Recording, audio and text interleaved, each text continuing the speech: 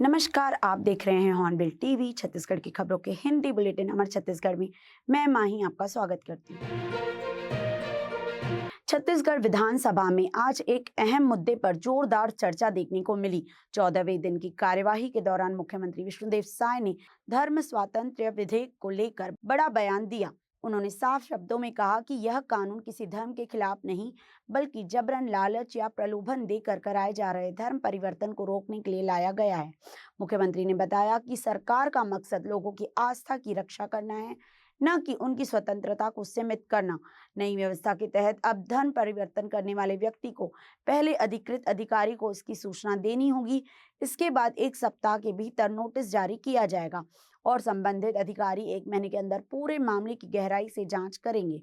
जांच पूरी होने के बाद ही धर्म परिवर्तन को मंजूरी दी जाएगी। सरकार का मानना है कि इस प्रक्रिया से अवैध और दबाव में कराए जाने वाले धर्मांतरण पर प्रभावी रोक लगेगी। इस विधेयक को लेकर सियासत भी तेज हो गई है, लेकिन सरकार इसे जनहित और पारदर्शिता की दिशा में बड़ा कदम बता रही है। माता रानी का आशीर्वाद छत्तीसगढ़ पर हमेशा बना रहे, छत्तीसगढ़ में खुशहाली हो। और आज के इस ऐतिहासिक दिन में छत्तीसगढ़ विधानसभा में धर्म स्वातंत्र विधेयक 2026 पास हुआ है। और इस बिल के पास होने से जो लोगों की अशिक्षा का, गरीबी का, अज्ञानता का लाभ लेकर उनको लोभ प्रलोभ देकर उनका धर्मांतरण करते थे, उस पर रोक लगेगी। अब इस विधेयक के माध्यम से जो धर्मांतरण करने वाले भी हैं और धर्मांतरण होने वाले हैं, उनको प्राधिकृत अधिकारी के पास जाकर जानकारी देनी पड़ेगी और 1 सप्ताह के अंदर नोटिस वगैरह जारी होगा। जिला के कोई वेबसाइट में इश्तेहार भी जारी होगा और प्राधिकृत अधिकारी 1 महीने के अंदर सारे आवेदन की परीक्षण करके इसमें किसी तरह का लोभ प्रलोभ, भय आदि का समावेश तो नहीं है और वो अनुमति 1 महीने के अंदर में प्राधिकृत अधिकारी देगा, तभी धर्मांतरण हो पाएगा। अन्यथा लोभ प्रलोभ या शिक्षा ज्ञानता को लेकर अब धर्मांतरण करने वाले धर्मांतरण नहीं कर पाएंगे। छत्तीसगढ़ के बिलासपुर जिले के बहुचर्चित कानन पिंडारी नसबंदी कांड मामले में आखिरकार 11 साल बाद न्याय का बड़ा फैसला सामने आया है। इस मामले ने कभी पूरे प्रदेश को झकझोर कर रख दिया था और अब कोर्ट के इस निर्णय ने एक महत्वपूर्ण संदेश दिया है। इस संवेदनशील मामले में जिला न्यायालय ने ऐतिहासिक फैसला सुनाते हुए डॉक्टर सर्जन R.K. गुप्ता को 13 महिलाओं की मौत का जिम्मेदार ठहराया है। वरिष्ठ अधिवक्ता रवि पांडे के मुताबिक कोर्ट ने डॉक्टर गुप्ता को 2 साल 7 महीने की सजा सुनाई है। साथ ही 25,600 रुपए प्रति महिला के हिसाब से कुल 3,50,000 रुपए का जुर्माना भी लगाया गया है। दरअसल यह पूरा मामला 2014 का है, जब तखतपुर ब्लॉक के सकरी स्थित पिंडारी में एक निजी भवन में सरकारी नसबंदी शिविर आयोजित किया गया था। नेमीचंद जैन के परिसर में बनाए गए अस्थायी अस्पताल में बड़ी संख्या में महिलाओं का ऑपरेशन किया गया, लेकिन ऑपरेशन के बाद महिलाओं की तबीयत अचानक बिगड़ने लगी, जिससे हड़कंप मच गया। करीब 100 से अधिक महिलाओं को सिम्स जिला अस्पताल और अपोलो अस्पताल में भर्ती कराया गया था, जहां इलाज के दौरान 13 महिलाओं ने दम तोड़ दिया। इस दर्दनाक घटना ने स्वास्थ्य व्यवस्था पर कई सवाल खड़े किए थे। अब 11 साल बाद आए इस फैसले को अधिवक्ताओं और समाज के लोगों ने न्याय की दिशा में बड़ा कदम बताया है। यह फैसला न केवल जिम्मेदारी तय करता है, बल्कि भविष्य में ऐसी लापरवाही रोकने के लिए भी एक सख्त संदेश देता है। 2014 में छत्तीसगढ़ में नसबंदी कांड हुई थी, जिसमें 13 लोगों की मृत्यु हुई थी, 13 महिलाओं की मृत्यु हुई थी और जिसमें डॉक्टर की घोर लापरवाही सामने आई थी। उसके पश्चात डॉक्टर सहित जो दवाई के सप्लायर थे, सन फार्मा या जो भी हैं, वो सब के सब आरोपी बने थे और उसकी सुनवाई 12 साल होने के पश्चात उसका निर्णय हुआ और उस निर्णय में डॉक्टर R.K. गुप्ता को सजा दी गई है और प्रत्येक मृतक के लिए 25,000 रुपए अर्थदंड से अलग दंडित की गई है। उसको सजा 304 पार्ट 1 में 2 साल की हुई है और 269 में 6 महीने की सजा हुई है और 400 में 1 महीने की सजा हुई है। कुल जुर्माना उनको 3.5 लाख रुपए और सजा 2 साल। और उसके पश्चात ये जो नसबंदी कांड की बहुत ही दुखद घटना रही है और इसकी भरपाई जो है इनको सजा जो मिली है वो बहुत ही निर्णायक है, बहुत ही सही न्याय हुआ है। अब मृतकों को जो उसके परिवार वाले हैं उनको न्यायालय से मिला है जिसमें आर.के. गुप्ता को सजा हुई है जो कि सही निर्णय है। बताया जा रहा है उनको जमानत भी हो गया है क्या ऐसा? हाँ, क्या है कि जो 304 ए की जो धारा है उसमें अधिकतम सजा 2 साल की है और 3 साल तक की सजा अगर होती है तो ट्रायल कोर्ट में ही उनको सस्पेंशन मिल जाता है। इसके पश्चात वो हाई कोर्ट जाएंगे, हाई कोर्ट से सस्पेंशन लेकर वहां अपना अपील पेश करेंगे, मामला चलता रहेगा। दुर्ग जिले में स्वास्थ्य विभाग ने बड़ी कार्यवाही करते हुए 5 निजी अस्पतालों के लाइसेंस निरस्त कर दिए हैं। नर्सिंग होम एक्ट के नियमों का पालन नहीं करने पर यह कदम उठाया गया। जिले के 124 अस्पतालों की जांच के लिए 4 टीमें बनाई गई थी, जिनमें पहले चरण में 48 अस्पतालों में खामियां मिली। सुधार का समय देने के बाद दोबारा जांच में भी 5 अस्पतालों में कमियां बरकरार रही। नोटिस के बावजूद संतोषजनक जवाब नहीं मिलने पर दाऊजी मेमोरियल, प्राची जीवन ज्योति, IMI और आशीर्वाद नर्सिंग होम के लाइसेंस रद्द कर दिए गए। कार्यवाही से अस्पतालों में हड़कंप है। दुर्ग के साइंस कॉलेज में NSUI ने अपनी मांगों को लेकर 2 दिवसीय सत्याग्रह उपवास शुरू किया है। छात्र छात्राएं कॉलेज की जमीन और खेल मैदान को वापस दिलाने की मांग कर रहे हैं। सत्याग्रह की शुरुआत महात्मा गांधी और डॉक्टर भीमराव अंबेडकर के चित्र पर माल्यार्पण के साथ हुई। इस दौरान प्रदेश उपाध्यक्ष सोनू साहू और महासचिव डॉक्टर आदित्य नारंग भी समर्थन में पहुंचे। NSUI का आरोप है कि कॉलेज की पार्किंग और मैदान प्रशासन को सौंप दिए गए हैं। छात्रों ने चेतावनी दी है कि मांगे पूरी नहीं होने तक आंदोलन जारी रहेगा। देखिए, हमारी मेन जो समस्या है, कॉलेज में जो पार्किंग अभी संचालित हो रही है उसे कॉलेज प्रशासन द्वारा किसी और विभाग को दे दिया गया है।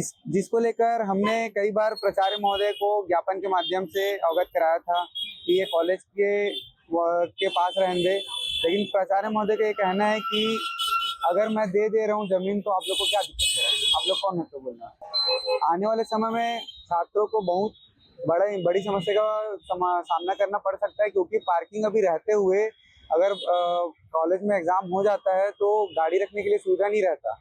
अगर पार्किंग नहीं रहेगा तो क्या होगा आने वाले समय में, आप समझ सकते हैं इस बात को लेकर। हम सभी NSUI के पदाधिकारीगण, रेगुलर छात्र जो कॉलेज के हैं, उनके साथ लेकर हमने गांधीवादी तरीके से उपवास कार्यक्रम 2 दिवसीय रखा था, जिसका आज दूसरा दिन है एवं अंतिम दिन है। यदि कॉलेज प्रशासन हमारी मांगों को पूरा नहीं करता, हमारी बात को नहीं सुनता, तो हम आने वाले समय में उग्र आंदोलन करने की तैयारी में। ऐसी है सर कि ये जो जमीनें है हमारे पास तो सीमित है। कॉलेज एक तो नंबर 1 कॉलेज है छत्तीसगढ़ का, पूरे प्रदेश का नंबर 1 कॉलेज कहलाता है। तो इस कॉलेज में अगर सारी चीजें सुचारू रूप से नहीं होगी तो छात्र यहाँ 8000 से अधिक छात्र यहाँ एनरोल्ड यहाँ पढ़ते हैं। भले यहाँ जब छात्र आते हैं ना तो पार्किंग की व्यवस्था वैसे नहीं हो पाती। जो आप पीछे ऑडिटोरियम देख पाएंगे, ऑडिटोरियम जो है वो हमारा कॉलेज की नीति के लिए नहीं है,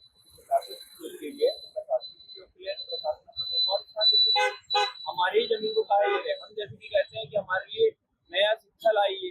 हम जैसे MLC एंथ्रोपोलॉजी की बात की एग्जाम्पल में आपको और भी दे सकता हूँ, और एंथ्रोपोलॉजी की बात की मैंने, एंथ्रोपोलॉजी नहीं ला सकते मैंने कहा सर आप ये चीज क्यों नहीं ला सकते? सर बोलते हैं हमारे पास ऐसी व्यवस्था बनाने के लिए जगह नहीं है। तो जगह नहीं है, हम छात्रों के लिए, हमारी पढ़ाई के लिए, आगे कोर्सेज के लिए जगह नहीं है, लैब के लिए जगह नहीं है, और दूसरे लोगों को कार्य करने के लिए, दूसरों के उपयोग के लिए जगह है। तो ये कहाँ की उचित बात है? इसी चीज का विरोध कर रहे हैं कि आपके लिए हमारे पास जगह, हमारे लिए जगह होनी चाहिए आपके पास, ना कि दूसरे लोगों के। हम यहाँ के छात्र हैं तो हमारे लिए जगह होनी चाहिए। प्रशासन के द्वारा जो हमारे कॉलेज के ग्राउंड को छीना जा रहा है, ये जानते हुए कि भी हमारे कॉलेज में जो है अनियमित भूमि है, इस बात को जानते हुए भी प्रशासन द्वारा इस भूमि को छीना जा रहा है। और ये जैसे यहाँ ऑडिटोरियम भी बन रहे हैं, वो हमारे निजी उपयोग के लिए नहीं बन रहे सर, है ना, वो प्रशासन के उपयोग के लिए बन रहे हैं। और ऑडिटोरियम बन रहे सर, तो वहाँ जो आएंगे वो पार्किंग करेंगे, है ना, तो हमारे पार्किंग के लिए तो जगह ही नहीं बची है ना। तो हम छात्र छात्राएं कहाँ जाएंगे पार्किंग करने के लिए? हमारे यहाँ 8,000 छात्राएं, उससे भी ज़्यादा छात्राएं हैं सर, और एग्ज़ाम के समय में सभी छात्राएं आते हैं, तो पार्किंग की और ज़्यादा दिक्कत होती है। तो इस चीज़ को जानते हुए भी प्रशासन वालों ने यहाँ की ज़मीन को लिया है सर। क्या चाहते हो आप शासन से? मैं सर, हम प्रशासन से यही चाहते हैं कि ये जो पार्किंग की ज़मीन जो हमसे ली गई है वो हमें वापस कर दी जाए सर। ये हमारा हक है सर, ये हमारा अधिकार है, हम इसके लिए बोलेंगे, हम इसके लिए आवाज़ उठाएंगे। दुर्ग जिले में खनिज विभाग ने अवैध रेत परिवहन के खिलाफ सख्त कार्यवाही करते हुए 2 दिनों में 13 हाईवा वाहनों को जब्त किया है। टीम ने थाना, अंडा, उतई और नेवई क्षेत्रों में दबिश देकर यह कार्यवाही की। बताया जा रहा है कि कार्यवाही के दौरान अधिकारियों पर रसूखदारों के फोन भी आए, लेकिन टीम ने बिना दबाव के कार्यवाही जारी रखी। इस कार्यवाही से अवैध रेत कारोबारियों में हड़कंप मच गया है। वहीं खनिज विभाग की टीम लगातार अलर्ट मोड पर बनी हुई है। आगामी जनगणना को लेकर बिलासपुर प्रशासन ने अपनी तैयारियां तेज कर दी है। 1 मई से शुरू होने वाली इस महत्वपूर्ण प्रक्रिया के मद्देनजर कलेक्टर संजय अग्रवाल खुद मैदान में उतरकर व्यवस्थाओं का जायजा ले रहे हैं। दरअसल कलेक्टर ने आज सकरी, नेवसा, रतनपुर और रानीगांव क्षेत्रों का दौरा कर जमीनी हकीकत परखी और अधिकारियों को जरूरी दिशा निर्देश दिए। इस दौरान उन्होंने हाउस लिस्टिंग और जनसंख्या गणना की तैयारियों की विस्तार से समीक्षा की। कलेक्टर ने साफ शब्दों में कहा कि जनगणना एक राष्ट्रीय महत्व का कार्य है और इसमें किसी भी तरह की लापरवाही बिल्कुल बर्दाश्त नहीं की जाएगी। सभी काम तय समय सीमा में पूरे करने के निर्देश दिए गए हैं। इस बार जनगणना को खास तौर पर डिजिटल बनाया जा रहा है। कलेक्टर ने अधिकारियों से डेटा कलेक्शन की डिजिटल तैयारियों, फील्ड स्टाफ के प्रशिक्षण और तकनीकी संसाधनों की उपलब्धता की जानकारी ली। साथ ही निगरानी व्यवस्था को और मजबूत करने के निर्देश भी दिए। बड़ी बात यह है कि नागरिक अब खुद भी ऑनलाइन अपनी जानकारी भर सकेंगे, जिससे प्रक्रिया और आसान और पारदर्शी होगी। अधिकारियों के अनुसार इस बार करीब 34 बिंदुओं पर जानकारी जुटाई जाएगी। फिलहाल जातिगत जनगणना को लेकर कोई निर्देश नहीं मिले हैं और अभी मकानों के सर्वे पर फोकस किया जा रहा है। प्रशासन का मानना है कि ये तैयारियां भविष्य में सटीक और विश्वसनीय आंकड़े जुटाने में अहम भूमिका निभाएगी। जनगणना अभी स्टार्ट हो गया है, उसमें ट्रेनिंग वगैरह जो है मीटिंग्स ट्रेनिंग्स अभी वो चल रही है। अभी 3 दिवसीय फील्ड में जो लोग हैं उनकी ट्रेनिंग होगी, उसके बाद एक्चुअल में फील्ड का काम चालू होगा। इसके 2 चरण होते हैं। पहले चरण में जितने भी भवन मकान होते हैं उनकी लिस्टिंग होती है और उसमें क्या कैसा बना है उसके आधार पर होता है। इस बार चूँकि इलेक्ट्रॉनिक माध्यम से, डिजिटल माध्यम से जनगणना होना है तो थोड़ा इजी रहेगा। और इसके बाद एक्चुअल जो मनुष्यों की जो जनगणना होनी है वो नेक्स्ट ईयर फरवरी में। कोरिया जिले के सोनहत थाना क्षेत्र में पत्रकार शैलेश गुप्ता पर 20 सड़क जानलेवा हमला किया गया। आरोपी ने रॉड और डंडे से बेरहमी से पिटाई की, जिसका सीसीटीवी फुटेज भी सामने आया है। बताया जा रहा है कि पत्रकार ने गाइडलाइन के खिलाफ बन रहे भवन की खबर बनाई थी, जिससे नाराज होकर हमला किया गया। पीड़ित की शिकायत के बावजूद पुलिस ने एफआईआर दर्ज नहीं की। मामले की जानकारी मिलने पर सरगुजा रेंज आईजी दीपक कुमार झा ने संज्ञान लेकर एफआईआर दर्ज करने के निर्देश दिए हैं। एक मैंने खबर लगाया था, एक भवन को लेकर मैंने खबर लगाया था। उस भवन के खिलाफ जब खबर लगा था कि वो एस्टीमेट के अनुसार नहीं बन रहा है, तभी से आरोपी मेरे से खुन्नस खाया हुआ था। और जैसा कि मुझे पता चला है कि उसने जो मेरे खिलाफ रिपोर्ट दर्ज कराया है, उसमें ये लिखा है कि 20,000 रुपये की मैं मांग उससे कर रहा था। तो जब मैं खबर लगा दिया हूँ तो किस बात का पैसा मांगता उससे मैं, और पैसा मांगना ही होता। 1 महीना 2 महीना पहले की ये बात थी, तो मैंने उसको कभी ना कांटेक्ट किया ना वो किया। और दूसरी बात कि वो वकील है, वो ठेकेदारी कब से करने लगा, और जिस भवन की मैं बात कर रहा हूँ वो उसकी निर्माण एजेंसी ग्राम पंचायत सोनहत थी। तो ये बीच में कहाँ से आ गया और मेरे ऊपर झूठा आरोप लगा रहा है कि 20,000 रुपये मांग रहा था, जबकि मैंने कल ग्रुपों में सूत्रों के हवाले से खबर डाला था कि क्षेत्र में गौ तस्करी बहुत तेजी से हो रहा है। तो ये सब को देखते हुए कहीं ना कहीं मेरे को ऐसा लगता है कि जो टीआई साहब हैं सोनहत के, वो भी कहीं ना कहीं इस बात से खुन्नस खाए हुए थे और इसलिए मेरा एफआईआर दर्ज नहीं कर रहे थे, आरोपी को संरक्षण दे रहे थे। और टीआई साहब उस खबर की मेरे से चर्चा कर रहे थे जो खबर मैंने 1-2 महीना पहले लगाया था और जिसको लेकर आरोपी आज मेरे को बना दिया गया है और झूठा इल्ज़ाम ये लगाया जा रहा है कि 20,000 रुपये की मैं मांग कर रहा था। खबर जब मैं प्रसारित कर दिया हूँ तो काहे का पैसा मैं मांग करूँगा। मैंने निष्पक्ष खबर लगाया था और आज वो झूठा आरोप लग रहा है। टीआई साहब लगभग घंटों तक मेरे को थाने में खड़े करके रखे और आरोपी मैं पीड़ित था और जो अनावेदक था उसको बगल में बैठा के संरक्षण दे रहे थे, मेरे क्रिमिनल की तरह ट्रीट कर रहे थे और मेरे को इतना गंभीर चोट आया था, मैं दर्द से कर्रा रहा था और मुझे एमएलसी के लिए नहीं भेज रहे थे। तो इसमें टीआई साहब खाली एक ही बात बोल रहे थे कि उस खबर को लिखने का आधार क्या था, प्रमाणित क्या था। जो तत्काल की जो घटना थी उसको छोड़ करके वो 2 महीने पहले जो खबर मैंने लगाया था टीआई साहब उसका प्रमाण मांग रहे थे। बोल रहे थे फ़ोन लगाओ, इंजीनियर से बात कराओ, ये करो वो करो और इधर मैं दर्द से कर्रा रहा था। इसके बाद में फिर मैं अपने परिजनों के साथ में गया था। परिजनों को भी टीआई साहब जो मेरी माता जी हैं उनके साथ अभद्रतापूर्वक बात किए। बुआ गई थी, बुआ के साथ अभद्रतापूर्वक बात किए और एफआईआर लिखने को तैयार नहीं हो रहे थे। और जब हम लोग 1 घंटा में जब मेरे से दर्द सहन नहीं हुआ तो मैं सोनहत हॉस्पिटल जाने लगा तो मुझे बुलाया जा रहा था कि आओ एफआईआर लिखते हैं। मैं दर्द से इतना कर्रा रहा था कि मैं बैठने लायक नहीं था वहाँ पे। अभी मैंने पहले जाकर हॉस्पिटल में इलाज कराया है और सीटी स्क्रीन के लिए बैकुंठपुर मुझे भेजा गया है। मेरे सिर में गंभीर चोट है। अभी मुझे कुछ ठीक लग रहा है तो मैं ये वीडियो बना रहा हूँ और मैं मुख्यमंत्री और गृह मंत्री से मांग करता हूँ कि ऐसे अत्याचारी और जो खबर निष्पक्ष दिखा रहे हैं उन पे झूठा आरोप लगाकर उन्हें बीच सड़क पे मारा जा रहा है। पत्रकार सुरक्षित नहीं है। इस दिशा में उचित कदम और कार्रवाई करते हुए आप करेंगे, मेरे यही सोच रखता हूँ।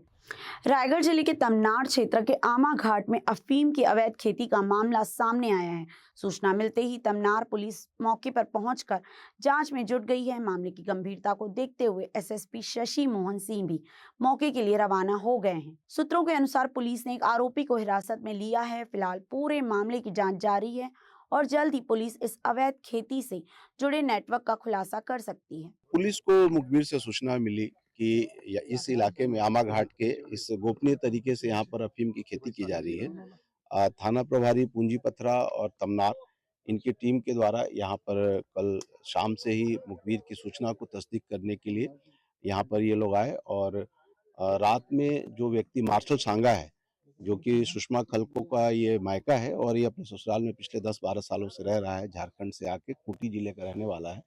ये यहाँ पर आके इस तरीके से झारखंड के कुछ और लोग इसके साथ शामिल है, मिलके यहाँ पर खेती कर रहे थे। पुलिस ने कल रात को इसे हिरासत में लिया और इससे पूछताछ किया जा रहा है। मौके पे अभी हम लोग यहाँ पर आए हैं, तहसीलदार मैडम भी आई हैं। ये जमीन किसकी है, ये शासकीय है या निजी है, इसका भी निर्धारण होना बाकी है और अभी हम लोगों ने जेएमएफसी को भी खबर किया हुआ है और जो एनडीपीएस की प्रक्रिया है उस प्रक्रिया के तहत अभी हम कार्रवाई कर रहे हैं। जो ये खेती आप देख रहे हैं इसमें से थोड़ी सी मात्रा हमें मिली है जो प्रोसेसिंग करके अफीम भी इसने बनाया है, उसकी भी जब्ती की जाएगी और इस रैकेट में और भी कितने लोग शामिल हैं ये खुलासा जांच के बाद होगा। अभी ये प्रक्रिया हमने शुरू कर दिया है, आगे जैसी विवेचना में भी आगे जानकारी दी जाएगी। रायपुर की खम्हारडीह पुलिस ने दोपहिया वाहन चोरी करने वाले एक सक्रिय गैंग का पर्दाफाश किया है। पुलिस ने कुलदीप गेंडरे उर्फ जानू, करण साहू उर्फ बाका और अवैध चाबी बनाने वाले मिस्त्री शेख वाले को गिरफ्तार किया है। आरोपियों के कब्जे से शहर के अलग अलग इलाकों से चोरी की गई 11 बाइक बरामद की गई है, जिनकी कुल कीमत करीब 4.40 लाख रुपए बताई जा रही है। पुलिस को 19 मार्च को मुखबिर से सूचना मिली थी कि कचना स्थित शराब दुकान के पास कुछ युवक बिना नंबर की बाइक बेचने की फिराक में हैं। सूचना मिलते ही पुलिस टीम ने मौके पर पहुंचकर घेराबंदी की और 2 आरोपियों को पकड़ लिया। पूछताछ में उन्होंने चोरी की वारदात स्वीकार की और चाबी मिस्त्री की भूमिका का खुलासा हुआ। फिलहाल पुलिस मामले में आगे की कार्यवाही कर रही है। खम्हारडीह पुलिस टीम को सूचना प्राप्त हुई कि थाना खम्हारडीह क्षेत्रांतर्गत कचना स्थित शराब दुकान के पास 2 संदिग्ध व्यक्ति दोपहिया वाहन बिक्री के लिए ग्राहक ढूंढ रहे हैं। तो इसी सूचना पर जब खमाड़ी टीम पुलिस वहाँ पे पहुँची, पुलिस टीम वहाँ पे पहुँची तो व्यक्तियों को जब पकड़ा गया तब उनसे दस्तावेज़ की मांग की गई और उनको नाम वगैरह पूछा गया। तो पूछताछ में व्यक्तियों ने अपना नाम कुलदीप केंद्रे और करण साहू होना बताया और उसके बाद फिर जब कागजात के बारे में पूछा गया तब उन्होंने गोल मटोल जवाब देकर टीम को गुमराह करने की प्रयास किया और फिर कोई जब कागजात नहीं प्रस्तुत किया तब टीम के सदस्यों के द्वारा कड़ाई से पूछताछ करने पर उनके द्वारा वाहन का चोरी करना बताया गया। फिर और भी जब कड़ाई से पूछताछ हुई तब उन्होंने अलग अलग क्षेत्रों से कुल 11 नग दोपहिया वाहन चोरी कराना बताया गया है और इस पर टीम के सदस्यों के द्वारा दोनों आरोपियों को गिरफ्तार कर उनके निशानदेही पर कब्जे से कुल 11 नग दोपहिया वाहन जिसका कीमत कुल 4 लाख है उसमें जब्त किया है और आरोपियों से जब्त चोरी की 1 नग दोपहिया वाहन में थाना खमाड़ी में धारा 303(2) BNS का अपराध पंजीबद्ध हो चुका है और 9 में पृथक से वैधानिक कार्यवाही की जा रही है। छत्तीसगढ़ में धर्मांतरण विरोधी कानून को लेकर सियासत और विरोध तेज हो गया है। गुरुवार को शासन द्वारा कानून पास किए जाने के बाद अब अल्पसंख्यक समुदाय खुलकर विरोध में सामने आ गया है। बिलासपुर में ईसाई समाज के लोगों ने कलेक्टर कार्यालय पहुंचकर जोरदार प्रदर्शन किया और प्रशासन को ज्ञापन सौंपा। दरअसल प्रदर्शन कर रहे लोगों का कहना है कि यह नया कानून अल्पसंख्यकों के हितों के खिलाफ है और उनके धार्मिक अधिकारों को प्रभावित कर सकता है। समुदाय के प्रतिनिधियों ने मीडिया से चर्चा करते हुए कहा कि भारत का संविधान सभी नागरिकों को अपने धर्म का पालन और प्रचार करने की आज़ादी देता है, लेकिन यह कानून उस मूल भावना के विपरीत नजर आता है। प्रदर्शनकारियों ने सरकार से मांग की है कि इस कानून को तुरंत वापस लिया जाए या इसमें संशोधन किया जाए ताकि किसी भी वर्ग के साथ अन्याय न हो। उन्होंने चेतावनी दी है कि यदि उनकी मांगों पर ध्यान नहीं दिया गया तो प्रदेश भर में बड़ा आंदोलन किया जाएगा। फिलहाल प्रशासन ने ज्ञापन लेकर उचित कार्यवाही का आश्वासन दिया है। अब सबकी नजरें इस पर टिकी हैं कि सरकार इस विरोध के बाद क्या फैसला लेती है। हमारी 2 मांगे हैं। धर्म स्वतंत्रता विधेयक जो अभी पारित हुआ है छत्तीसगढ़ विधानसभा के द्वारा, उसमें बहुत सी खामियां हमें नजर आती है और यह सिर्फ राजनीतिक दुर्भावनावश ग्रसित होकर ये किया गया है। जैसे कि पूर्व में भी संविधान में हमें आर्टिकल 25 से 28 में धार्मिक स्वतंत्रता का अधिकार दिया है, उस पर किसी प्रकार का प्रलोभन नहीं दिया जाता है, परंतु ये झूठे आरोप लगाते हुए हम पे एक हमारी संवैधानिक मौलिक अधिकार का उल्लंघन कर रहे हैं। निजी अभी तक क्या फायदा है? फायदा ये है कि अगर चर्च बंद भी होता है, जिस प्रकार आप देख रहे हैं रायगढ़ के चर्च में ना तो वहाँ कोई सभा लगी हुई थी, ना ही कोई की वहाँ प्रार्थना सभा हो रही थी, उसके बावजूद चर्च के छत पे जाके तोड़फोड़ किया गया। पिछले समय क्रिसमस के समय में आपने देखा होगा जैसे मैग्नेटो मॉल में जो तोड़फोड़ हुई, जैसे कोई बाजार में अगर अपनी सामान्य चीजें को बेचता है क्रिसमस के संदर्भ में या किसी बाजार में आप देख रहे हैं कि कोई भी धर्म से संबंधित हो, यह धर्म स्वतंत्रता अधिनियम जो बनाया गया है वो संपूर्ण सभी समाज के अल्पसंख्यकों के लिए है, सभी के लिए है। परंतु हम स्वागत करते हैं कि आपने बनाया, परंतु उस पे हमारे लोगों की भी बात को मानसिकता को रखते और माननीय सुप्रीम कोर्ट के गाइडलाइंस दिशा निर्देशों का भी आप उसमें उल्लंघन ना होते हुए उनको देखते और उनके अनुरूप में बनाया जाता और सभी संपूर्ण मानव के लिए होता तो अच्छा होता। बिलासपुर के सिविल लाइन थाना क्षेत्र में पति द्वारा पत्नी पर जानलेवा हमला करने का मामला सामने आया है। पीड़िता कामिनी कौशले ने बताया कि घरेलू विवाद और प्रताड़ना से परेशान होकर वह महिला थाना पहुंची थी। वहीं उसका पति राकेश कौशले मिला और गाली गलौज करने लगा। विरोध करने पर आरोपी ने महिला का मुंह दबाकर किसी नुकीली वस्तु से उसके गले पर कई वार कर दिए, जिससे वह गंभीर रूप से घायल हो गई। बीच बचाव करने आई बहन को भी धमकाया गया। पुलिस ने आरोपी को गिरफ्तार कर मामले की जाँच शुरू कर दी। पति पत्नी का महिला थाना में काउंसलिंग चल रहा था। काउंसलिंग पश्चात वो बाहर निकले। उस दौरान दोनों में झगड़ा हुई थी। झगड़ा के दौरान में उसके पति ने उसकी पत्नी से मारपीट किया और ब्लेड भी चला दिया था। इस पर पत्नी की रिपोर्ट पर मारपीट गाली गलौज का मामला दर्ज किया गया है और आरोपी को गिरफ्तार भी किया गया है। आज के बुलेटिन में बस इतना ही। मुझे दीजिए इजाजत। देखते रहिए हॉर्नबिल टीवी।